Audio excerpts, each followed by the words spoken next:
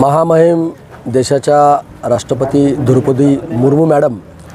ह्या 2 दिवसाच्या महाराष्ट्राच्या दौऱ्यावर येणार होत्या। त्यांचा प्राथमिक दौरासुद्धा त्या ठिकाणी आलेला होता। पण महाराष्ट्रामध्ये पावसानं प्रचंड मोठं थैमान त्या ठिकाणी घातलं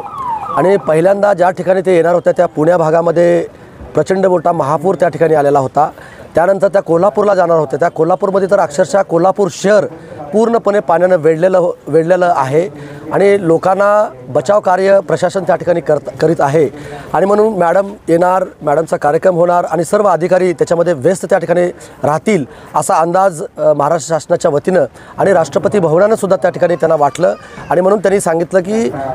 पूर्ण दौरा पूरग्रस्त असल्यामुळं लोकांना बचाव करण्यासाठी प्रशासनाने त्या ठिकाणी सज्ज राहिलं पाहिजे म्हणून हा दौरा त्यांनी पुढे त्या ठिकाणी ढकलण्यात आला। आपल्यासुद्धा उदगीर विधानसभा मतदारसंघामध्ये 30 तारखेची जे तयारी आपण सर्व नागरिकांनी आणि जनतेने त्या ठिकाणी केलेली होती, पण सर्व महाराष्ट्राचा दौरा त्या ठिकाणी पुढे ढकलण्यात आल्यामुळं येणाऱ्या 30 तारखेला होणारा कार्यक्रमसुद्धा तो भविष्यामध्ये त्या ठिकाणी होणार आहे म्हणून हा दौरा रद्द झालेला नाही, तो दौरा पुढे ढकलण्यात आलेला आहे असं आपल्या चॅनलच्या मार्फत सर्व जनतेला त्या ठिकाणी मी आव्हान करतो की तो दौरा भविष्य काळामध्ये होणार आहे आणि नंतर आपल्या जे